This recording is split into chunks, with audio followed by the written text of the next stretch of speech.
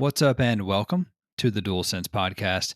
This is episode 119. I am one of your co-hosts, Jason, and I'm joined, as always, by your other co-host, who is calling himself Commodore P.N. Quinn. Commodore P.N. Quinn. I'm not getting this one. Commodore P.N. Quinn. What am I missing here? He's otherwise known as Travis. Travis, what am I missing here? In the original Batman movie, Adam West, the Penguin he buys a submarine, and Batman calls, like, the U.S. government sold the submarine to this guy. And they're like, yeah, a guy named P.N. Quinn bought it. And then Adam West goes, P.N. Quinn, Penguin. That makes me laugh every time. That's So in the shitty. 1960s movie? Yeah, just the acting is so shitty. It makes me laugh every time. But I love it. That's good. That's good. Well, what else is going on tonight? You got you got your in-laws in town. I know you're feeling very blessed tonight. Yes, I watched My Beloved Cats. I watched the 3-point contest, the dunk contest, and it was incessantly boring. I remember those both being so much more exciting when I was a child, and I don't know if I agree. they've gotten worse or if, I had nothing to live for as a kid, and that was exciting. So I'm not really sure what the difference is. I definitely didn't watch the scrimmage because it's fucking pointless. Like, these teams do these midnight first practice scrimmage things, and people watch them, and it's just like it's fucking watching and one at one point. Like, they're not even. What can you glean from it? Mm-hmm. And I'm like also super bitter because somebody Auburn did, or maybe it was no, it wasn't Auburn. Maybe it was Tennessee did like a outdoor version. Oh, And when I used to work at Ole Miss, we did that every single year. And then Tennessee does it, and then they're like, "Wow, this is amazing! What an innovation! How creative!" It's like, dude, we did it for like 10 years. Auburn's done it. Louisville did it. It's not anything impressive just because Tennessee decided to do it. So I hope they I get their mean, ass stomped in football tomorrow against Alabama. it is. They're entitled a little bit, so Really? y- Oh. yeah, they feel entitled, I should say. But Mhm. you mentioned that we didn't have much to live for as kids, but I mean, I would argue, do we have that much to live for now as adults? No, I mean, what gets me up in the morning is like, yesterday I go into work and I watch a guy on meth try to change a unflat tire that he thought was flat by turning the lug nut the wrong way. So sometimes sometimes just there's beauty in the world. You have to enjoy it, and hmm you shouldn't laugh at the struggle of other people, but that was pretty funny. So what can I say? Yeah, I get it. Yeah, there's beauty in them hills, In for those sure, pills. and beauty in them pills. That's right. Well, nothing to report really exciting on my end. I took the dogs out a little bit ago for a walk, an evening jaunt, and I've got a cup of coffee here, of course, to keep me awake. You've got to stay up much later than I do tonight, Mhm, but I wanted to be a little bit perky for the pod. mhm. Ooh, I like that, perky for the pod. I So, like that. They have mhm. Starbucks has these like espresso shots they put cream in, Hmm. and they're like 6 ounces, 8 ounces. I don't know, they're not Uh-huh. bad. But you can just Oh, crush that. You drink it like Dahmer drinks a fucking Bud Heavy. You can just crush it. you've had one of these? Not a Bud Heavy, but I mean, I know you've had a Bud Heavy, but have you had Yeah. one of these espresso shots? Yeah, I bought like a 4-pack. I usually Oh, drink one about midnight. oh, good. Yeah, I can drink coffee like Coke. It doesn't do anything to me. It Yeah, doesn't, same. but like the espresso gives me a little bit of a pickup, and it's better than the Yeah. fucking energy drinks. I can't. Monsters and Red Bulls make me feel like I'm on acid. I can't do it. Yeah, no, I hear you on that. Coffee doesn't do anything to me. Like I'm drinking coffee now, and I could go to sleep. I could sit down and put my head down and fall asleep right now. But anyway, Travis, we are a PlayStation podcast where you and I get together each and every week to discuss news, rumors, new game releases, announcements, and much more in the world of PlayStation. We do it all in under 90 minutes, of course. That's our shtick. And we post new episodes every Monday on all of the usual podcast services around the world, as well as the YouTube, where we also share gameplay videos occasionally as well. I'm trying to think, what have we posted recently? You posted some Hitman. You're Mhm. testing out a little Hitman Psycho series where you murder everyone on the board, so that's fun. Uh-huh. And I posted some Medieval Dynasty on PS5 recently as well, and I think I've done a couple of shorts this week. I don't know if I did or not actually, but there's at least one on there, I think. So there's different kinds of stuff on there as well as the episodes every Monday. But also find us on social media. We would love to hear from you and chat PlayStation. You can find us primarily on Twitter at the DualSense Pod. We also have an Instagram where we post virtual photography from in-game photo modes, and a Facebook page and a blog, which is called the DualSensePodcast.wordpress.com. So you can get the episodes there as well as our pictures and biographies. So please find us and reach out to us. We would love to hear from you. And without further ado, Travis, let's jump into the week of news here, starting with number one. This won't shock you, but more drama unfolded in the ongoing Sony, Microsoft, Activision Blizzard saga this week. The latest squabble comes after reports surfaced that Sony had told the UK's Competition and Markets Authority that they believe some Call of Duty players will switch to Xbox, even if the series remains on PlayStation after the acquisition closes. Sony believes this is because the Call of Duty game that comes to PlayStation and the one that comes to Xbox in the future will not be the exact same game, with the same features and content. For their part, Microsoft has criticized British regulators after they released the explanation for their concerns this week. Microsoft said that regulators' concerns are quote unquote misplaced and that the group, quote, adopts Sony's complaints without the appropriate level of critical review, end quote. The parent company of Xbox also took more direct shots at Sony and PlayStation, saying, quote, these unsupported theories of harm are not sufficient to justify a reference to phase two of the investigation. They mean the suggestion that the incumbent market leader with clear and enduring market power could be foreclosed by the third largest provider as a result of losing access to one title is not credible. While Sony may not welcome increased competition, it has the ability to adapt and compete. Sony engages in conduct today which is reflective of its market power in console gaming, including increasing prices of its consoles without fear of losing market share. End quote. And finally, Xbox told the British CMA that Sony, quote unquote, has chosen to block their Game Pass subscription service on PlayStation platforms. Okay. The latest, it's some new thing every week. What do you make of this? Interesting they got the British Country Music Association involved.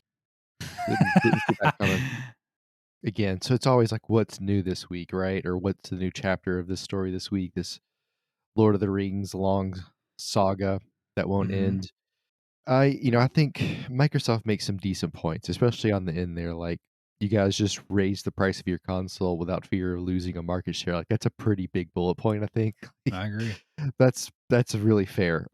But the beginning of that comment that the theories aren't sufficient to justify a move into phase two, I'm not sure that that is necessarily true. I think that the theories that have been brought up by PlayStation and that the UK Competition and Markets Authority has kind of went over, I think that there's enough there to at least warrant looking into, and part of looking into them means you have to be in phase two. So to me, that's not really a good point to me, but again, if I'm them, I would say that, and which Mhm. comes to the next part of that too. I would 100% say the things that Xbox is saying because they're trying to paint themselves like the underdog, and they're trying to paint themselves as Mhm.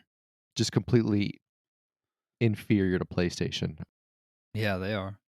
And that's interesting. Like, Microsoft is such it's so we've talked about this before. It's such a bigger company. It's so much bigger. And in a sense, like, console people argue all the time which console's better, and you can make arguments that or Xbox is inferior to PlayStation in some ways, but you can make the same argument about PlayStation to Xbox. So I think that's a little bit underhanded to pursue an argument with that kind of being your headline. But Mm. that's kinda what I expect to come from Xbox, really. I expect them to make arguments like that, and the thing that annoys me about all of this and the way that Microsoft or Xbox is kind of pursuing the issue is, like, when I have meetings with people or I have, meetings with whatever, groups of people outside or inside of the business, I get super annoyed when we talk about stuff that doesn't matter, and 90% of what you hear on both sides is stuff that doesn't matter, at all. Like, what matters out of all this that we've been over, like, what really is a point that you could maybe argue is Sony's saying all this stuff, but they are the largest market share and they're increasing prices. So what does that tell you? That's a great argument. The other argument would be, well, Sony Mhm. blocked the Game Pass subscription. So we gave them a way to have the game. Mm. If, let's say, hypothetically, we took it off of PlayStation, the only way you could play on PlayStation would be with Xbox Game Pass, right? We gave them Mhm. away and they said, "No." That's an argument. That's a solid argument, that's worth debating about. And then the third point, to me, out of all of this that's worth arguing, which is that Sony believes they're not gonna get the same game for PlayStation as you'll see on Xbox from for Call of Duty, which I Right. think, and you made this point before, that's 100% the case. It's gonna be Mhm. different. It will be different. There'll be exclusives on Xbox just like there's exclusives on PlayStation for some of the crossover games that we have. So, Mhm. they're saying that because they know it's true. Now, will those things make people switch to Xbox? Maybe a few, but probably not enough to matter. But it is a fair argument when you're looking at the whole structure of what Sony's trying to get pushed through here. That's something you have to consider. So, if you take out all the fluff, those are really the only 3 things that matter to me, and 2 of those I think Xbox has a valid point on. Yeah, I think they make a couple of compelling points as well. I think those are both of the ones that you made. Those are both compelling to me as well. In terms of, you know, that's a great argument of like, well, so worried about if they were so worried about competition, then why did they go raise the price of their console while none of their other competitors did? In every market but the United States. So I think that's a really fair point by Microsoft, honestly. And yeah, I think the Game Pass thing, I think that's a good point too, that they can say, look, we tried to offer them Game Pass, so even if we decided to put Call of Duty only on Game Pass, they still would have had an avenue for their player base that they say they're so concerned about. That's a fair argument as well. So it, we've talked about this when this first started, becoming a thing about how this was making Sony look stupid. It was making Xbox look stupid, and it still is because they're doing this in a public forum. But I'm starting to feel like the longer that this goes on, the worse PlayStation, more so than Xbox, is going to Right. look. I mean, they are kind of this is somewhat of a fabricated outrage to an extent, right? I mean, of course, they're worried about losing all the microtransaction revenue and everything that they get from Call of Duty, but at the same time, it is a little bit of fabricated outrage, just on principle as well. So anyway, yeah, it'll be interesting to see how this continues to play out. And like we've talked about, it's going to drag on until at least early next year. I feel like Sony's just grasping at straws at this point. Yeah, but if you're Sony though, and you're in charge of Sony, are you allowing Game Pass? Or are you denying it too? Are you blocking it? What I would do, and maybe we've talked about this before, but what I feel like I would do is I would say, okay, if you want to put Game Pass on PlayStation, here are the parameters. It can only be Xbox first party and second party exclusive titles. No third party stuff, nothing like that. Nothing that we already have or already can have on our system, on our platforms. So that I think I would have like a curated version of Game Pass that just has the Xbox stuff on PlayStation that, you go in the app and get, kind of like we have the EA Play app right now where we can go in and Right. have the vault and download games or whatever. Mhm. The same concept but for Xbox, and then we pay a subscription for it every month or a yearly. That's how I would do it. And then that would essentially render the Xbox system pointless, in my Right. opinion. Like, you would just need a PlayStation and you can play everything and you could have, what I'm saying? So that's how I would do it. Yeah, I think yeah, that's a fair point, but I guess we would need to see the details of what the deal looked like to know exactly why they said no. I think maybe there's a little bit more to that story. Maybe it was a really shitty Oh, offer, I'm like, sure. you can have Game Pass, but we'll give you 0 revenue. But Yeah. to your point, though, Hmm. even if it's a mid-level deal, you could kinda phase them out in a sense because I think at a certain point, yeah, if you have Game Pass, developers would be like, "Well, I'll just make the game for PlayStation anyway." Like, they're Hmm. why would you make a game for the Xbox? Like, it's weird. So, I don't know, Hmm. it's interesting. Yeah. And yeah, that's a really good point too there that you made that. Okay. Yeah. Xbox says, well, we offered Game Pass to them, kind of like throwing their hands up like, well, we did it. We offered it to them. What are you going to do type of thing. But in reality, it was probably, like you said, very good chance that it was not a good deal for PlayStation. Like, okay, yeah, we want to put Game Pass, but we want, like you said, we want 75% of every subscription that gets sold for Game Pass on PlayStation. And PlayStation was probably like, okay, we're going to give you 30 like we do everybody else, or you can Yeah. fuck off. So, I mean, there's more to it than that. I'm quite certain. Number two, Call of Duty skipping a brand new game release in 2023 is all but confirmed, Travis, after reports came out this week that Activision would be releasing a suite of paid DLC next year for the upcoming Modern Warfare 2. For starters, Bloomberg reporter Jason Schreier said that Modern Warfare 2 will get a new paid campaign DLC in 2023. And elsewhere, Call of Duty leaker The Ghost of Hope on Twitter claimed that a quote unquote greatest hits map pack featuring remastered maps from 2009 to Modern Warfare 2 will also be coming next year. And in other Modern Warfare news, a phone number will be required for PC players to play the game. Activision says the move is for security purposes and to prevent repeat offenders. So Mm. what do you think about the premium 2023 DLC? Yeah, I thought, last week we talked a little bit about the roadmap for COD, and Mhm. you'd mentioned some new stuff coming out basically like in a season 2 or season 3, like 6 or 7 months down the road, and I was thinking like that seems like you wouldn't do that if you're gonna have concurrent Modern Warfare, I mean, Call of Duty games, right? That's a weird thing to Sure. do. So, yeah, skipping 2023 makes perfect sense with that. They're gonna have a huge cash cow with this one. Not that they don't every year, but this one, especially with how bad Vanguard was received, this one is gonna fucking destroy stuff. It might break some records. Like the beta, for the complaints it got, I think the beta was really good, and the complaints, while some of them were fair, most of them were kind of bullshit. And I think that the squeaky wheel gets the oil. So I think Mm. those are a little bit overblown. And I think when people play the game with more maps, with more time under it, they're going to enjoy the mechanics of it. And then, just as we start to get bored, we're going to get all this nostalgia is going to come in that we can pay premium price for. So I think it's going to do very well in both ways. And I think that premium version, or whatever you want to call it, the new DLC that's coming out next year at some point it will sell like a new game basically for them. So I don't think they're going to be taking any kind of revenue hit at all. I think this is an interesting way to do it, and I think if it works, it might be something that we see similarly where they're following more of a Battlefield type path where you'll get a game every few years and we'll add stuff to it. That could be kind of what we're seeing here. I have no problem with this. This actually excites me quite a bit. Both of these, both the multiplayer, uh, greatest hits map pack, that sounds awesome, and the campaign DLC. So, of course, it helps that Modern Warfare 2 is, a game that I'm very excited about, and Modern Warfare from 2019 was a game that I loved as well, and the campaigns are very good, or at least the campaign from 2019 is very good, I should say. We'll get to play the new one starting next week if you pre-ordered. So I'm fine with this. I think this is actually a more sustainable way to make Call of Duty, is to, Right. every couple of years, and just have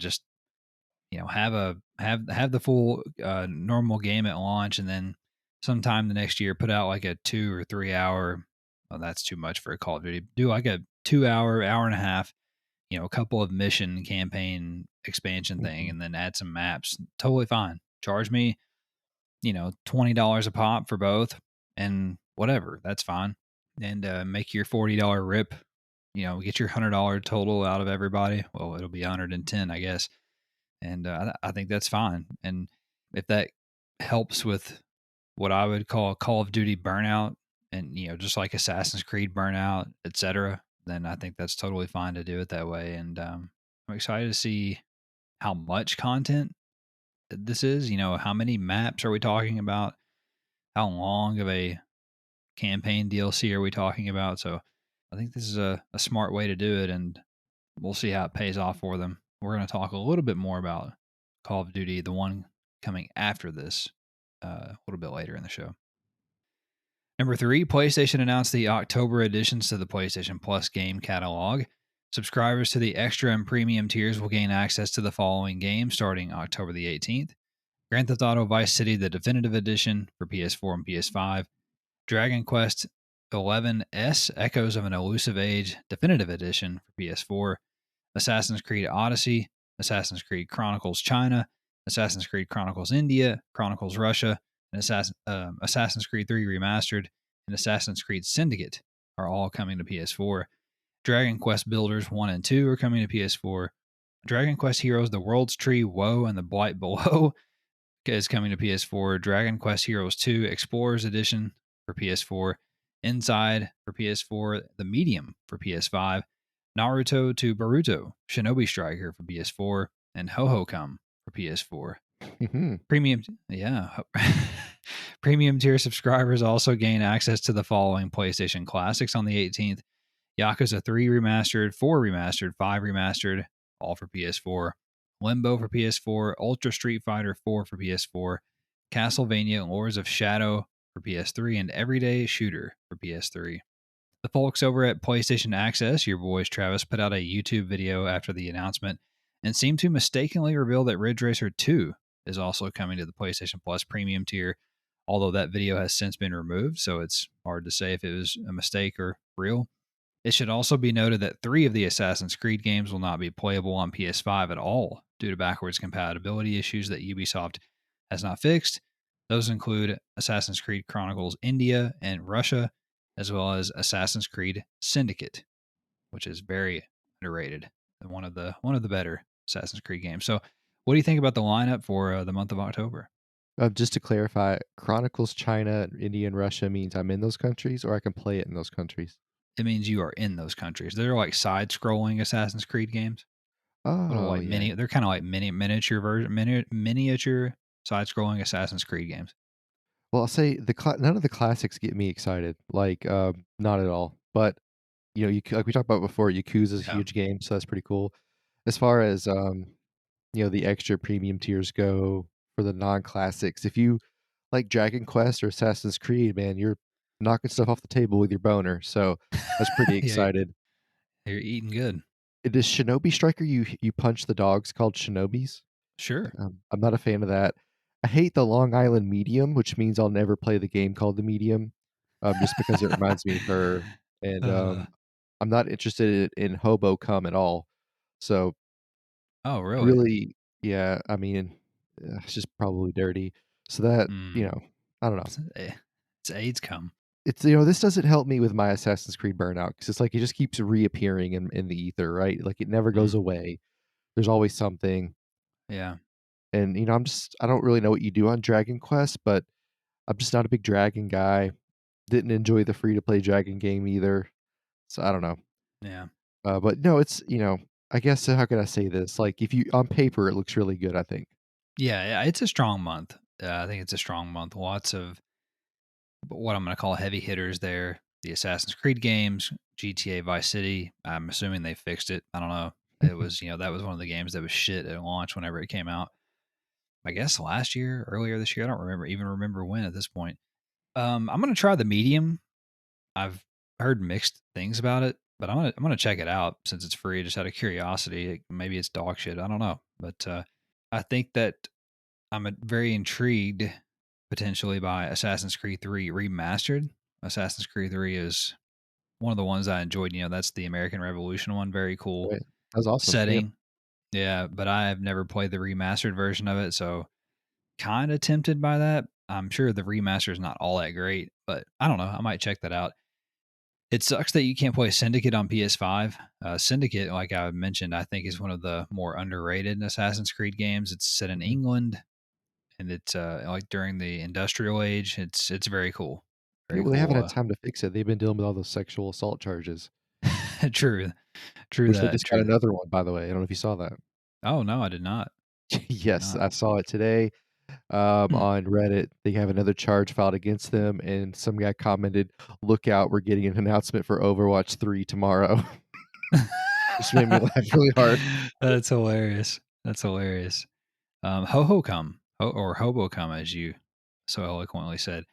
I have that on Vita. That game is very interesting. It's very artsy fartsy, I'll say.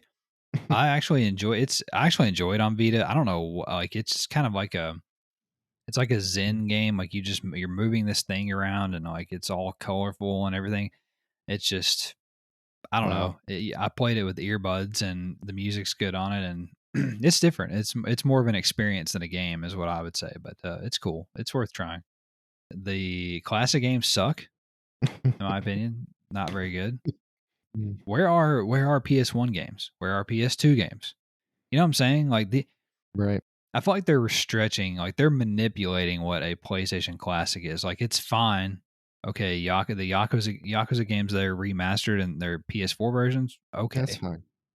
okay, but like really, where Like, are the PS1 games? Where are the yeah, PS2 games? Like where are the real classic games? Where are the retro games? I guess is what I'm trying to say. yeah, like Limbo, Everyday Shooter are not classics. Like when you say classics, it's like when we used to go to the store and you had to buy a disc and they'd be green and say classic hits, and it would be, Uh huh. Driver classic hits. You know what I mean? Like that's what I'm thinking of is like those special Yeah. edition ones you could get. That's what I'm expecting, not Everyday Shooter. Yeah. We've talked about it before, but I really don't think so far that the premium tier has offered a value proposition Mhm. that is all that compelling. I That's think they've fair. got some work. I think they've got some work to do on the premium tier. Number four, one of PlayStation's newest internal developers, Haven Studios, invited media to their offices this week to talk shop. The team told Axios that they are working on creating a system where games can be developed entirely in the cloud in the same manner that you can work on a Google Doc. The idea is that teams could make changes in real time, and everyone would always have the most updated version of a project without requiring huge amounts of data to be downloaded.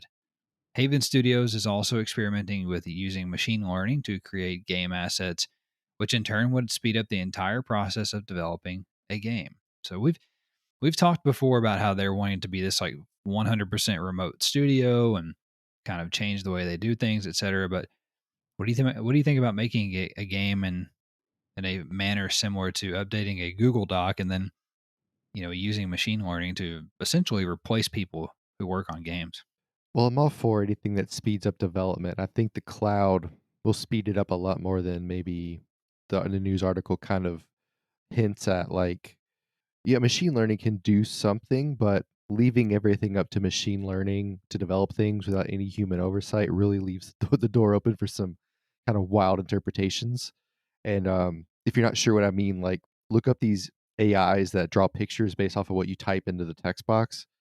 Like it's some wild shit. Like you'll just type in like whatever, like dream hell, and it'll give you this is creepy as shit that it's learned Right. from the internet. So like that makes me think you get some odd game assets and some really strange sort of development things there. But working on a game in the cloud, I use Google Docs a lot for work, and it's so much easier. It's I can see what every department's doing numbers wise per hour without having to walk over there or go talk to the lead over there or go over there and basically babysit. I can see statistically what's going on before I even go over there. So when I go over there, I'm prepared. So I like that a lot.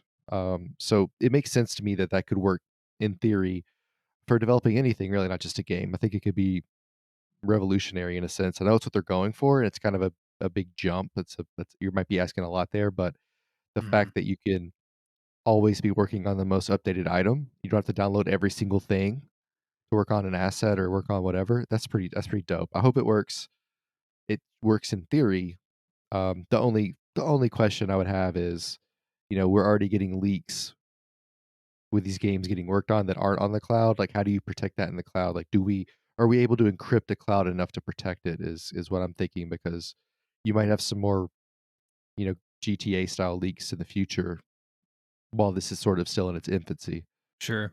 This seems really cool to me in principle, Mhm. but I do think that you hit on a good point in terms of, from a security standpoint. We see things go wrong all the time in this industry with stuff leaking out from, people getting Taiwan. hacked or Oh, from what? Taiwan, Brazil, wherever. Yeah, Taiwan, Brazil, but people getting hacked or, somebody leaves something up on their computer screen and it's just when you take people out of out of a what I'm going to call a quote unquote secure environment, out of an office type of environment, I think you open yourself up to vectors of attack. Now, that's not to say that I'm against remote work. It sounds awesome to me. If I could work for Haven Studios remotely, I would 100% do it. But that's kind of one of my big concerns is, from a security standpoint, and I think you just open yourself up a little bit. And I also, I will admit that I do have a hard time believing that in a creative field like making a video game, that you're better off interacting with each other and collaborating from a creative standpoint in an electronic or an online or a virtual setting. Does that make sense? Yeah, Like, yeah. I feel like it'd be much easier. Like if me and you were making a game, if I could get up out of my chair, walk around the corner, and say, "Hey, look at this fucking thing I drew. Like, you think this would work?" And you'd be like, "Nah," or what I'm saying. Like instead of like, "Oh, let Mhm. me drag this to the Google Doc," and then okay, maybe I get up and have to go do something, and I don't see your comment till 3 hours later, and then you were waiting for 3 hours to incorporate that into the game somehow but you still needed my feedback or whatever. Like I don't know. I think maybe those are just inherent challenges to doing things this way that there's not a good there's not a good way to maneuver around that Mhm. yet. So I don't know, but I want to hear more about the game that they're making. Like all this is fine. That's all well and good, but I want to know about the game that they're making first and foremost. I'm ready for them to start talking about that. When are we going to hear about that shit? Number 5, we also have a bunch of news nuggets here. Travis, feel free to jump in here with me. First nugget: PlayStation announced that Spider Man Miles Morales will be making its way to PC on November the 18th. As expected, Nix's software, you called that last week or a week before, is handling the port, which will feature a wide range of graphical and customization options. You can get an overview of the PC spec requirements over on the PlayStation blog. PlayStation also announced a new PS5 God of War Ragnarok bundle that will launch alongside the game on November the 9th. There's a new PS5 features trailer out there as well for God of War Ragnarok if you're interested. Arcade skateboarding game Ollie Ollie World's final expansion is called Finding the Flow Zone, and it will release on November the 2nd. And then before we move on here to the next nugget, I just saw on Twitter that the instruction manual for the PlayStation VR 2 has leaked online. I have Ooh. shared it on the Twitter account for the show, and it's got the model number on there, which is a typical Sony model number, so I know it's real from that. That seems to confirm that it's on the way because there's a legit manual, so that's a good sign. Good Yeah, sign. you're a huge fucking nerd if you can look at a serial number and know it's Sony. I mean, what do you want from me? Well, next nugget: website Video Games Chronicle reported that footage leaked this week of Ubisoft's in development third person cooperative shooter codenamed Project U. And I watched it. It reminded me, there's very little gameplay in that. It's just like a flash or flashes, and it looks like Arcadegeddon, is what it looks like. Publisher Konami announced plans to launch a platform for trading in game NFTs and the potential creation of a Oh, metaverse. Phew, fart noise. so yeah, so I've heard, how can I word this so I get myself in trouble if anybody hears it? I've heard confirmation from lots of people that the NFTs were a fad that people jumped on too soon and nobody knows why. It just got super popular for no reason. Kind of like it reminded me of something like the way it was explained to me was like when people start doing things that like Paris Hilton did or the Kardashians do, and then they like a month later they're like, Mm, that was fucking stupid. That's hmm the vibe I got. So I'm still Gotcha. listen. These guys are they're so. I feel like at this point we're past the fad, so I don't know what they're doing. It'll still Yeah, be. I think they'll be around for a long time, but I think they're just. It's just bullshit. yeah, I agree. Like you said a little while back, it's Fugazi, it's fairy dust. Also, Cyberpunk 2077 players who were playing on Google Stadia, the now dead Google Stadia, can transfer their save files from the dying platform to PC and consoles. You can find a step-by-step guide on CD Projekt's website. It's pretty cool. Yeah, they do stuff like that, and you're like, okay, they're yeah, maybe they're Yeah, back. yeah, exactly. The PS5 got another firmware update this week to do some more system performance improvements, but the update has done much more than that. It's been discovered it has revamped the activity cards feature and trophies functions to make them more user friendly. Mhm. Activity cards are now grouped by single player and multiplayer activities, for example. That's nice. Yeah, and I uploaded when I turned on Hitman 3 this week. It gave me a prompt while it was going to the loading screen that said, "Hey, that basically like there's hints and tips for this game. If you get stuck, don't forget to look at the page for those. So that was I've never seen that before. Oh, it's interesting. Yeah. Also, EA Sports announced that FIFA 23 enjoyed a record breaking launch for the franchise, with more than 10 million players hitting the pitch in the game's first week. Hmm. Multiversus has added Stripe from the Gremlins and also a month long Halloween themed event. Blizzard is compensating Overwatch 2 players with in game items after their launch issues. Take Two CEO Strauss Zelnick told The Wrap that he believes Microsoft's acquisition of Activision Blizzard is a good thing for the industry. And he said something along the lines of, I'm paraphrasing, but if it makes Microsoft more powerful, then so be it. I thought that was pretty wild. Yeah, maybe he's just going through a breakup and he's just, like he doesn't care anymore. Like that's kind of what like what do you mean by saying that? I don't know. I mean, that shocked me. Also, Saints Row's first major update will bring 200 bug fixes to the game in November, and developer Volition has said that they are in it for the long haul to support the game. So we'll see. Need for Speed Unbound released their first gameplay teaser this week, if you're interested. And they also confirmed that you can turn off the anime style effects if you choose.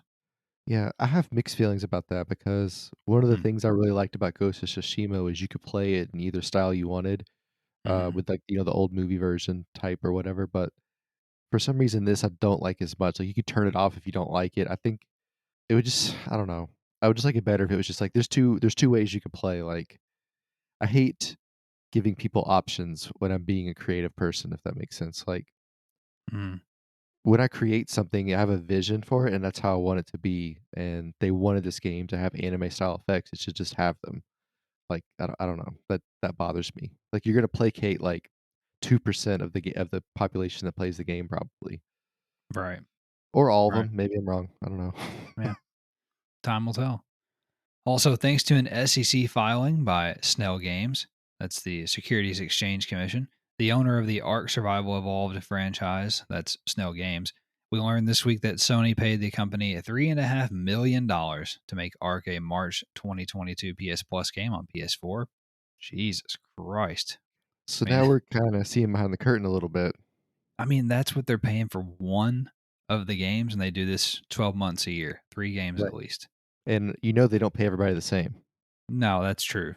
So who Yeah. knows? This could be a mid-level purchase. It could be a high-end purchase. Like we don't really know.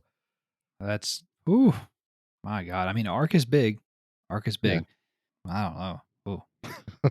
Also, David Gibson, a senior analyst at MST Financial, reported that Sony Interactive Entertainment shipped 400% more goods to the US in September.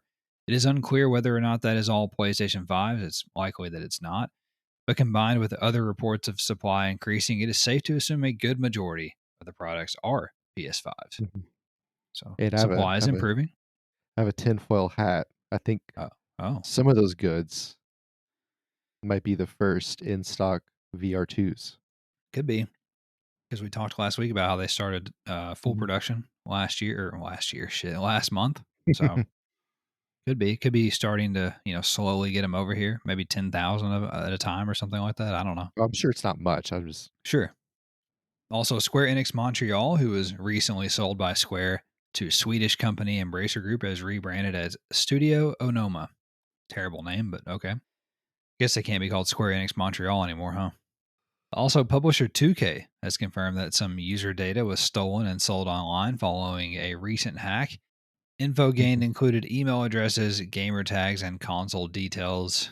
They sent me an email and told me that my account was compromised, so very much appreciate that. What are they gonna do with your info other than they could steal your credit card? But I what don't what know. else are they gonna do with your gamer tag? You gonna I have no brand idea. you gonna brand Yeah, your gamer tag? Like yeah. No, I'm just gonna keep an eye on my bank account and make sure nobody's buying like Xbox gift cards or Mhm. some other shitty product like that with my bank account. Mhm. Condoms. Yeah, who needs those? Bella Ramsey, the actor who plays Ellie in the upcoming HBO The Last of Us show, said that she was encouraged not to play the game by the showrunners, which Mm. I take a little exception with. And a lot of people did not agree with me on Twitter this week. Mhm. That I don't necessarily agree with not seeing any of the source material in motion, especially Yeah. considering that the source material is an interactive medium. It's not like a book, like somebody said, well, the actor who played so and so on Game of Thrones never read any of the books and he nailed that. And I said, how do you fucking know? We've never seen that IP in motion. You've read it on Right. pages. Like, Mhm. how do you know? Like, you've never seen that character in motion. You know what I'm saying? Yeah. Like, the point that I was trying to make is like, well, someone said, well, Neil Druckmann, the game's creative director, was on set every day. There's no better material or source for the material. Okay, right. And I learned how to drive a car by just listening to someone tell me how to drive a car, never actually driving a car as practice. So Mhm. I don't know. Maybe I'm Yeah, it's wrong.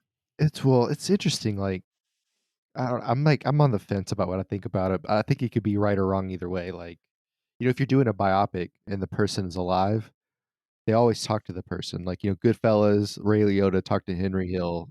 Hmm. You go down the line, there's 1,000 of them, right? When they made The Godfather, they all met with different, mob personalities that were, had people based off of them, right? The guy that cried was based off of Sinatra, et cetera, et cetera.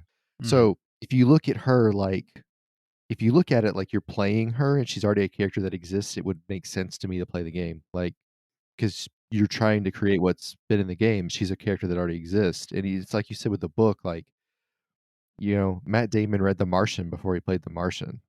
Like, Hmm. all of these guys read the books before they play the character. You think that they didn't read Heat? You think Val Kilmer didn't read the Heat book before he played? Like, I don't Yeah. know. I think it's an odd thing. It like, if you're like the only reason I can think you would do this is if, like, the director has a very specific vision for how he thinks the character should be Hmm. played, and he knows that if she plays the game, she'll have, like, this outside or maybe subconscious influence, and he wants it completely out. He wants all of his fingerprints on it, right? Right. And that could be a problem. I know Druckmann's there, but Hmm. again, I don't know. I feel like it would make more sense to play the game. Yeah. I mean, I'm of the mind that the show is going to be great based on what we've seen so far. Like, I don't doubt it. I think it's going to be great. I think her and Pedro Pascal will be fine. It's just weird to sit there and to defend them having not seen very much, very little, or anything of the game in action. So I don't know. I guess I digress. Pedro got ready by watching Ace Ventura, so it'll be a real interesting take on the character. Oh boy. Next nugget. Christoph Gans, the director of the 2006 Silent Hill movie, has now claimed that multiple Silent Hill games are in the works after he recently said that there was a new Silent Hill being made. So now he's saying there's multiple games. Disney Dreamlight Valley's Scar update will release on October the 19th. Sega has indefinitely delayed the console release of strategy game Humankind. It was scheduled to come to PS4 and PS5 on November the 4th. FIFA 23's World Cup mode accidentally leaked this week and was playable for some users on PS5. Some even played online matches against each other. It also revealed that the mode will include 48 playable teams. I'd like to point out that the Nigerian World Cup soccer jersey sells an inordinate amount in the United States, and I don't know why. Really? Yes, I don't That's know. a lot It's of like Alex Iwobi jerseys? I guess Hmm. it's like USA, France, Nigeria. I don't Wow. know why. That's shocking, actually. Also, a new Elden Ring update has separated damage scaling for PvP, and the patch includes references in the backend for ray tracing features as well as two new maps. A Plague Tale Requiem spoilers are beginning to appear online ahead of its release on the 18th, so beware of that. Half Life developer Valve has filed a trademark in the US for computer game software called Neon Prime. Mm, People are wondering if it's a new Half Life game. no, it's not. It's a combination. Basically, you shop on Prime, but it only plays Neon Moon by Brooks and Dunn. Beautiful. That's perfect for me. Also, website PushSquare reported that insider Tom Henderson says Sony has plans to ship 30.5 million PS5 units in the Wow. next fiscal year, which runs April 2023 through March 2024, a task that will be supported by the PS5 hardware revision hitting the market in September, which will be the one with the expandable or detachable disk drive that we discussed a couple of weeks ago. It's a lot of consoles. Ghostwire Tokyo received an extensive photo mode update this week. Resident Evil Village's fan favorite antagonist, Lady Dimitrescu, has been shrunk down for the upcoming Winter's Expansion DLC. Her height was reduced for gameplay purposes, as she will now become a playable character. Hmm. And yeah, an updated Steam listing for System Shock Remake now shows a March 2023 release date for the game. Virtual reality peripheral maker Virtual Rifle Systems, real original, is designing a rifle-shaped dock attachment for the PlayStation VR 2 controllers. First thing, I guess I'm fucking buying that too. Second thing, 8 days after this comes out, somebody has put this on a real gun. 100%. 100%. Also, PlayStation Plus premium subscribers can now download a 3-hour trial for open world zombie game at Dying Light 2. The trials are the only thing saving the premium tier, let's be honest. Right. Destroy All Humans 2 Reprobed also has a demo now available on the PlayStation Store if you're interested. You know, I've always hated that game. I've never played it, but something about the cover art when I was a kid made Mhm. me hate it. And I think it's because I hated that alien movie where their heads would explode if you played music. Oh, yeah, When Mars Attacks, right? Yeah, I hated that movie when I was a kid, and I tied them together. That's funny. Acclaimed indie point and click adventure game Norco has been delayed indefinitely on PS4 and PS5. Blizzard has disabled aim assist in Overwatch 2 for console players who have crossplay enabled, so you better figure out how to shoot. I think they should do that for every game with crossplay. I mean, I think that's fair. Yeah, sure. Dreams Halloween themed event called The Land of Lost Dreams will begin on October the 20th. One of September's PlayStation Plus extra games, Chicory: A Colorful Tale, has now added its has now had its PS5 version added to the extra tier. Hideo Kojima posted a photo on social media this week of himself with Eric Lempel and Craig Malanka, two top executives from PlayStation's marketing department, perhaps suggesting that a showcase is not too far off. So Mhm. something's definitely brewing with all of his teases and shit. So Mhm. hopefully we're headed staring down the barrel of a showcase here pretty soon, and not Kurt Cobain's shotgun. Cuphead is getting a physical edition on PS4 and PS5 on December the 6th. EA Sports released the first official teaser trailer for their next PGA game, which is releasing in the spring. The new teaser drops in the same week as rival 2K released PGA Tour 2K23. It's pretty cheeky. Sackboy: A Big Adventure is adding Uncharted themed outfits for Nathan Drake and Chloe Fraser on October the 19th. The soon to launch Gotham Knights will get a 4-player co op mode called Heroic Assault on November 29th. Heroic Assault, or Heroic Assault as you like to say, is free, and it's an arena based horde mode where players work together to survive 30 floors of enemies and objectives. We also learned that the game will take up to 41 gigabytes on your PS5, and we also learned tonight, Travis, that the game will be locked at 30 frames per second, and it will not have a performance mode with any higher frame rate. So that is a big fat fucking L, even though it's only current Mhm. gen. Terrible. Yeah. Would you buy a car with 3 wheels? Probably not. Bingo. Bing bong. Fuck yeah, life. Cyberpunk 2077's Phantom Liberty expansion will add a community radio station featuring 12 to 15 songs made by the community. The deadline to submit your hot fire track is November the 30th, Travis, on the Cyberpunk 2077 website. Open world horror game Choo Choo Charles is coming to Jesus. PlayStation consoles next year. Is that just And like an angry Thomas the Train? yes, Really? bingo. You play as a train trying to fight and or escape from a killer train. I'm not exaggerating. I'm not joking. I'm oddly intrigued. Yeah, your train has like guns and shit on it. Yeah. I didn't watch a trailer. I just read a little bit about it, but We got guns and shit. we got guns and shit. All right. Next nugget, Paper Mario style RPG Flint Buckler Wakes the Sleepy Castle has been confirmed as coming to PS5. Thank God. Flint Action Buckler. R, huh? New Yeah. Flint Buckler. Action RPG Samurai Maiden is coming to PS4 and PS5 on December the 8th. Website PlayStation Universe reported that the following games received update patches this week: Weird West, No Man's Sky, Multiversus, Marvel's Avengers, Dead by Daylight, F122, Ghostwire Tokyo, Battlefield 2042, Dauntless, Resident Evil Village, Overwatch 2, Elden Ring, and Neverwinter. So if you've been waiting for some fixes or maybe new content, check that out.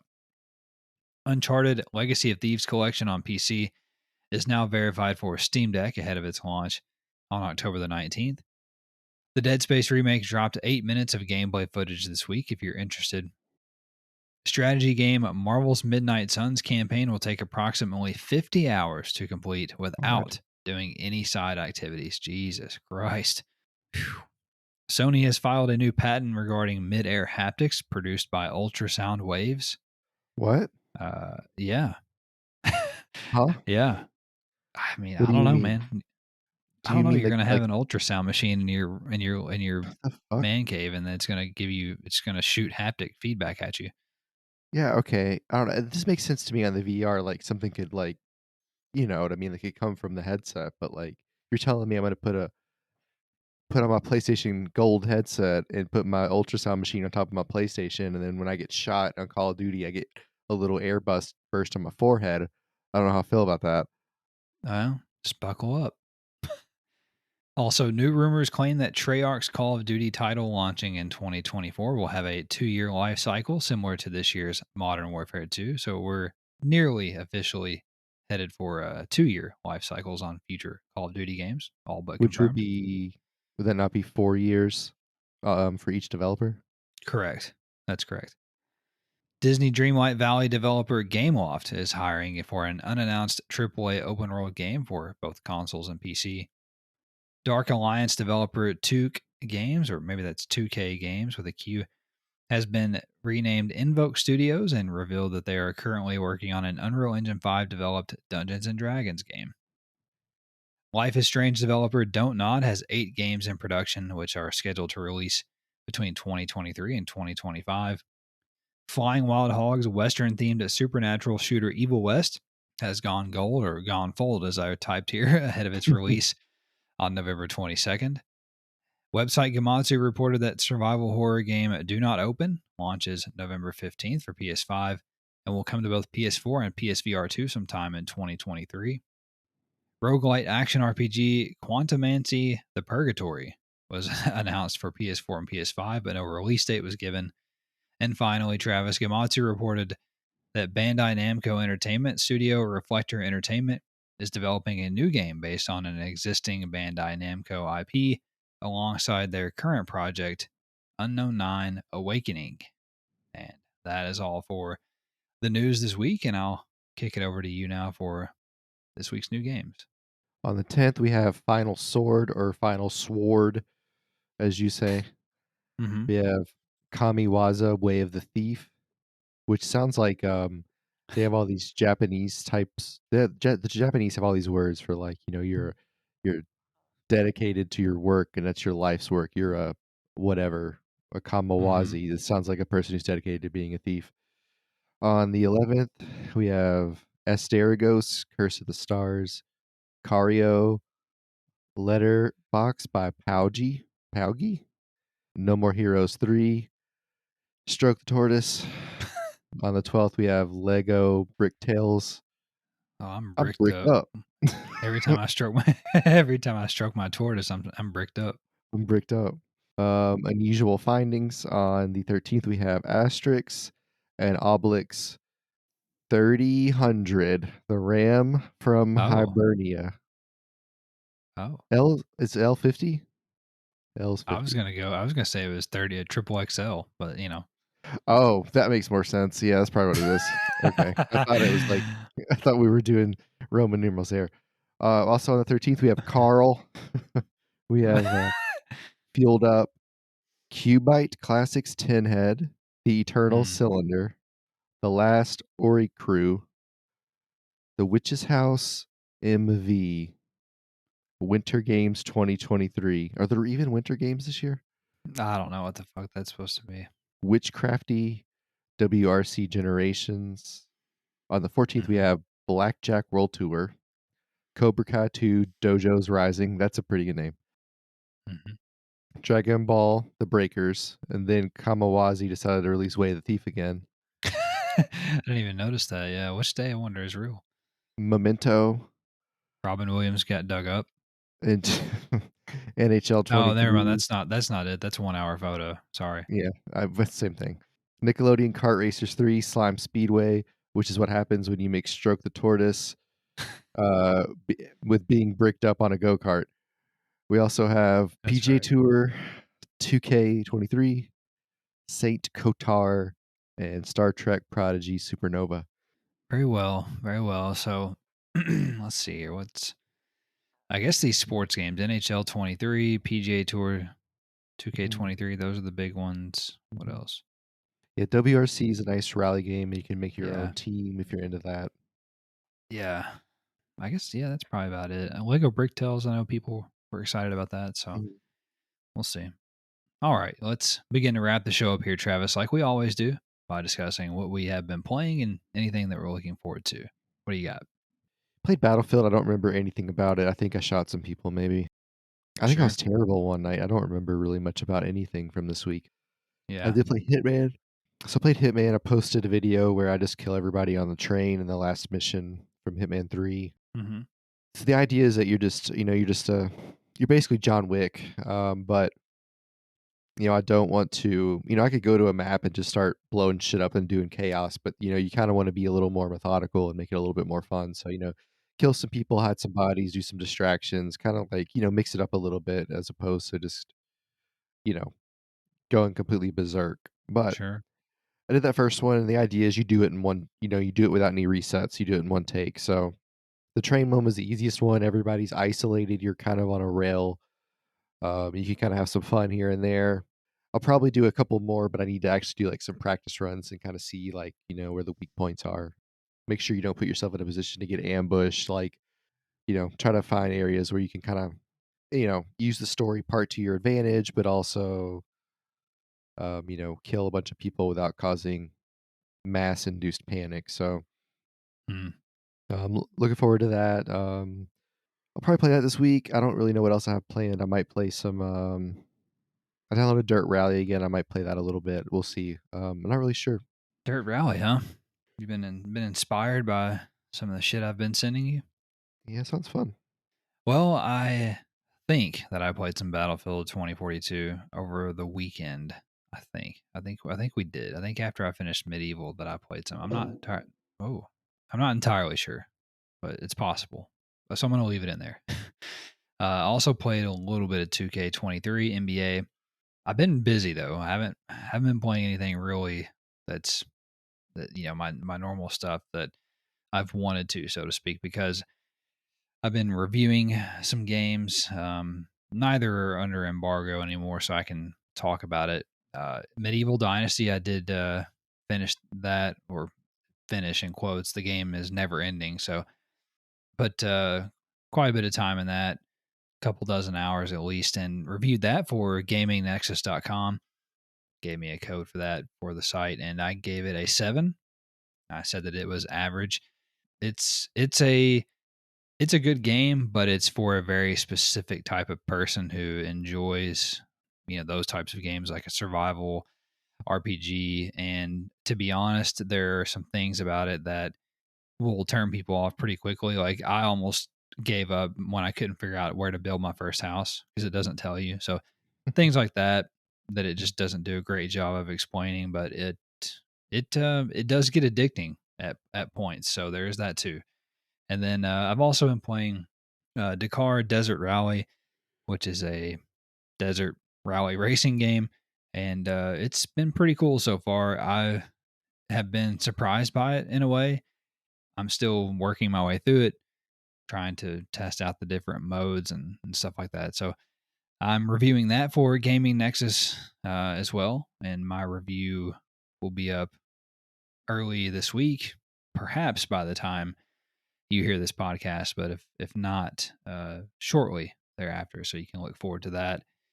In terms of what I'm looking forward to, we get the Modern Warfare 2 campaign this week on the 20th. Excited to play that ahead of the full release the following week. So excited to play that. Also, going to be playing some Ghostbusters Spirits Unleashed. Me and some of the lads from the website are actually going to be streaming it on Sunday afternoon for a little bit. We got codes for that as well, so we're gonna Nerds. yeah, so we're gonna dive into that a little bit and see if that's any good. And by the time you guys hear this, the embargo will be up for that. So I don't think I'm doing anything bad there. If not, if I am, just ignore it. Whoever's listening. So that's kind of everything that I'm looking forward to or excited about, and everything that I've been playing. I watched Jimmy Broadbent live stream Dakar a little bit. Oh yeah, For you who don't know, he's a YouTube streamer that does a lot of sim racing stuff, and he made a really good point while he was playing Dakar Rally, which I think all of us gamers can resonate with. He was yeah, driving, and he was like, "This game really needs a photo mode. Like, it's it begging does. for a photo mode. Like, the No, environment, he's right. he it was piss pouring rain, and there was another part where there was like a sandstorm. Like, there was a lot of shit. Like, he makes some badass photos, and Yeah, he's like, the chat was talking, and he's like, "Yeah, I know that they're supposed to add it in later." But and then he said, "Why do developers keep releasing these games and then add what we would consider necessary parts of the game 6 months later when nobody's playing the game?" He was like, "In bingo. 7 or 8 months, who's playing this game? Nobody." He's Yeah, like, "Release the game with a photo mode, like, that's not you're not gonna get a second win and bring people back in. There's 0% of that happening. Like, stop giving us these incomplete games and expecting us to wait, 7 months while we pay full price." And, that goes to CD Projekt Red, that goes to DICE, that goes hmm, to you could pick a team pick a developer, like, even in some sense, 2K is like that because yeah. it seems like the gameplay is never right until January. So you made a really good point about it. But from what I saw, the game does look fun, but I can see how that game could be very frustrating. There are 3 modes that are essentially difficulty modes. I have played 2 of the 3 so far. You have to unlock the hardest one. He was also mad about that. Yeah, yeah, He's like, I "That's can fucking understand it too. stupid." Yeah, you have to unlock the hardest one by ranking up to level 25. So that's the simulation mode. Sport mode and professional mode, which is like the middle, they are drastically different, surprisingly, at least in Hmm. my opinion. And I actually think a professional mode is fine. It's more true to what rally racing is. It's it's something that like you, for instance, you'd be familiar with, kind of point to point and no like visual waypoints, things like that. But the sport mode, I think, is actually pretty accessible, and I think is more fun because your competitors, the AI competitors, are actually like close to you, so you feel like you're actually like racing like neck and neck. Yeah, which is how the The Dakar rally really is. You pass people, they break down, etc. Yeah, and I think that there is that in professional mode, like because I was playing a race earlier and I started to come up on someone towards the end of the stage, but I didn't see anybody before that. So I'm not quite sure what's going on there. I that seems like because it seems to me like in real life it's an event with a shotgun start, where one car Mhm. goes out, Right, right. and then the next one goes out a little bit later, whatever. And it's a timing thing. That's why you have the checkpoints. So I feel like it's like a shotgun start thing where like golf, where somebody goes and an hour later, half an hour later, the next person goes or whatever. So because it's not a race per se. What am I trying to say? It's not a point. It's not a race like a live race. It's more of like a time trial type of thing. I guess is what I'm trying to say. It seems like so. Yeah, you're just racing the clock. Yeah, yeah. So anyway, it's cool though. It's cool. We'll see what my final verdict ends up being, but y'all can look forward to that. So, with that, we'll get out of here now. If you enjoyed the show, don't forget to subscribe to get a new episode delivered to you every Monday on your podcast service or YouTube if you choose. Also, if you could leave us a rating or review, a thumbs up or a comment on YouTube, that would be very much appreciated. Helps us with those algorithms. And we would also appreciate if you could share us with a friend or a loved one who you think may enjoy our show, where they can get all of the week's PlayStation news in less than 90 minutes. Also, don't forget to find us on social media and chat with us. We would love to hear from you and talk some PlayStation. Find us on Twitter at the DualSense Pod. We're on Instagram as well and Facebook. And we also have a blog, the dualsensepodcast.wordpress.com. So please find us and chat with us. We'll get out of here now. You guys have a great week. Take care, and we'll talk at you next time. Bye bye.